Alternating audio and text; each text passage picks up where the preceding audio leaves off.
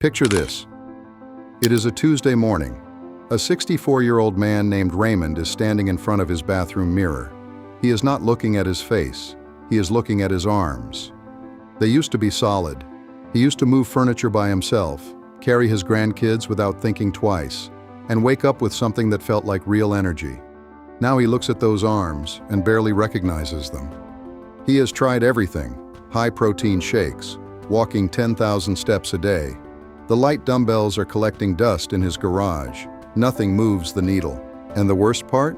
His doctor just shrugged and said, "It's normal at your age." Normal. Raymond did not accept that. And if you are watching this video, I don't think you do either. Because here is what most men over 60 are never told. Muscle loss after 60 is not inevitable. It is not written into your DNA. And you do not need a gym membership, a personal trainer, or a complicated diet to reverse it. You just need to know what the 1% know.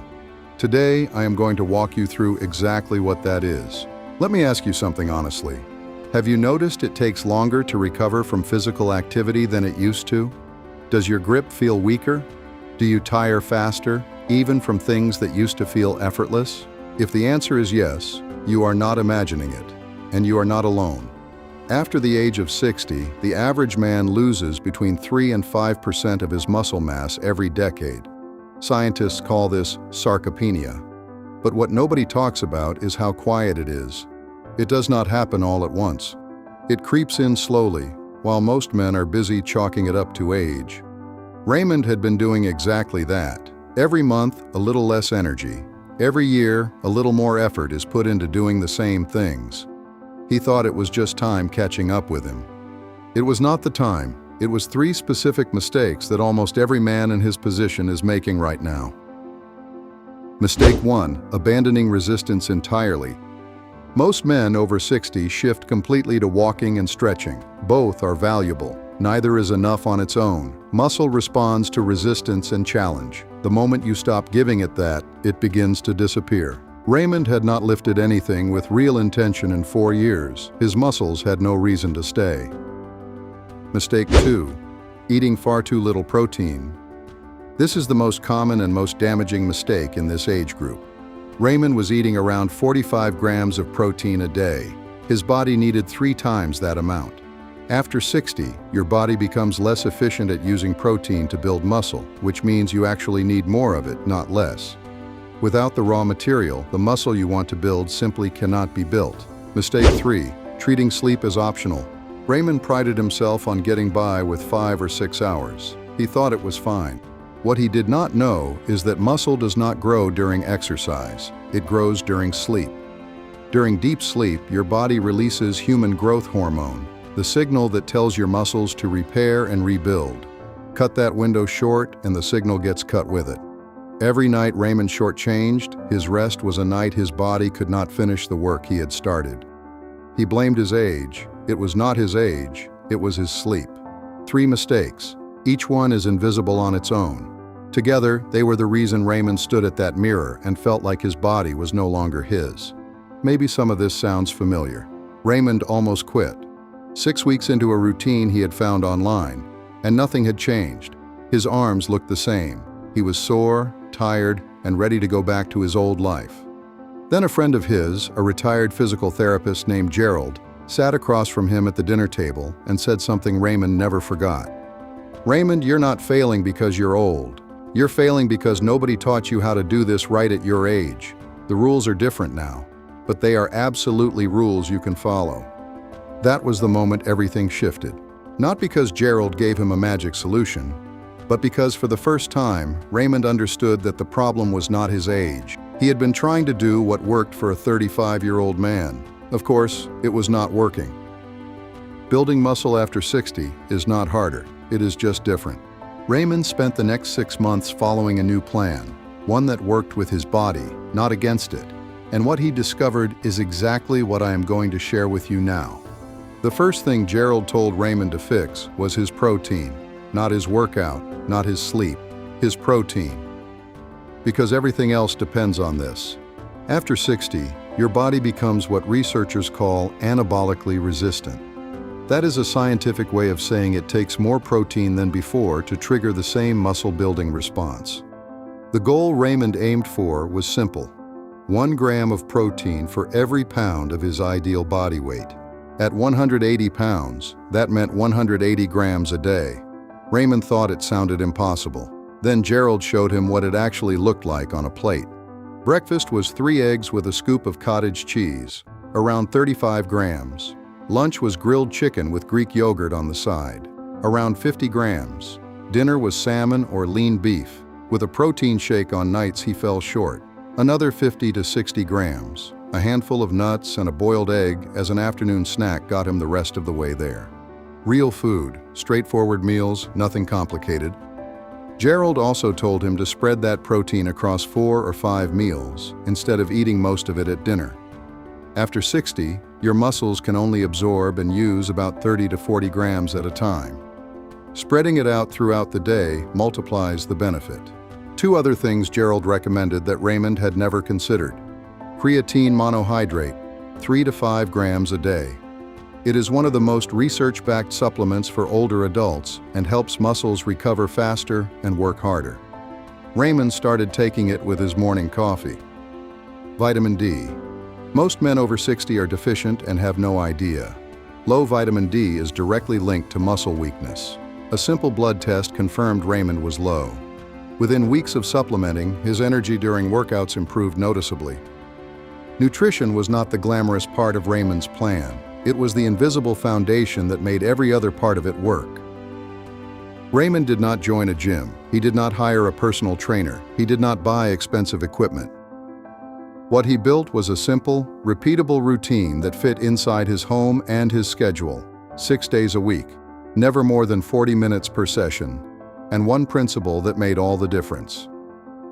Progressive overload? That phrase sounds complicated. It is not. It simply means doing a little more each week than you did the week before. 1 more rep, a slightly heavier resistance band, holding a movement 2 seconds longer. That small, consistent increase is the signal your body needs to build new muscle. Without it, exercise becomes maintenance. With it, it becomes growth. Monday and Thursday were upper body days. Raymond started with wall push-ups and worked toward incline push-ups over time. 3 sets of 10 to 15 reps. Resistance band rows for his back. Light dumbbell curls for his biceps. Overhead press with bands for his shoulders. Tuesday and Friday were lower body days. Sit to stand squats from his kitchen chair. 3 sets of 10. Calf raises while he waits for coffee to brew. Resistance band hip thrusts.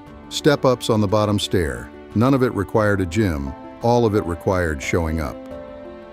Wednesday and Saturday were for mobility and recovery, 15 to 20 minutes of stretching, a 20 to 30-minute walk outside, sometimes light yoga from a YouTube video. This was not the exciting part, but Raymond learned quickly that the days he skipped recovery, the next workout suffered.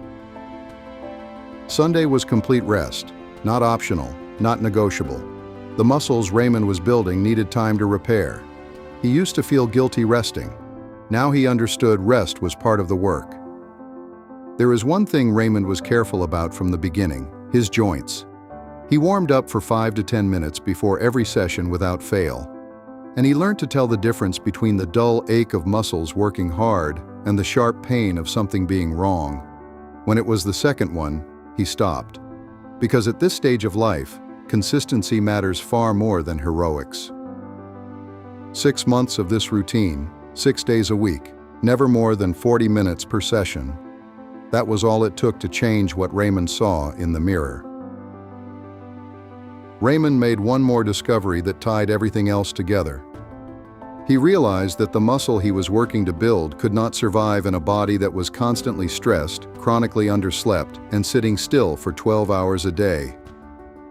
Sleep is the strategy, not a bonus. During deep sleep, your body releases human growth hormone. That hormone is your primary signal for muscle repair and rebuilding. If you are consistently getting less than 7 hours, you are cutting off the very process your workouts and nutrition are trying to start. Raymond started going to bed at the same time every night. He made his room dark and cool. He stopped watching television in bed. Within 2 weeks, his sleep quality improved. Within a month, he was recovering between workouts faster than he had in years. The training had not changed, the sleep had. Stress is silently breaking down what you are building. Cortisol, your stress hormone, breaks down muscle tissue when it is chronically elevated. Even if your nutrition and training are dialed in, unmanaged stress is working quietly against you. Raymond started something small, 10 minutes of deep breathing every morning before he checked his phone, and a short note at the end of each day, 3 things that went well. It sounds almost too simple to matter, but within a few weeks his body was responding to training differently. Calmer nervous system, faster recovery, better results. Keep moving between workouts. Sitting for long stretches tightens the hip flexors, weakens the glutes, and reduces circulation to the muscles. Raymond set a timer on his phone. Every hour, he stood up and walked for 2 minutes, around the kitchen, to the mailbox and back. It did not matter where, just movement, just blood flowing. These were not dramatic changes, but they were the changes that made everything else stick.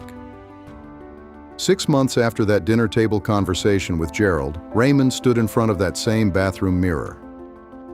His arms were visibly more defined. His posture was straighter. He had carried his youngest grandchild up a full flight of stairs without stopping to rest, and done it without thinking about it. His doctor, at his last checkup, looked at his blood work and said he had not seen numbers like that on a man of Raymond's age in a long time. Raymond was no longer in the 99%.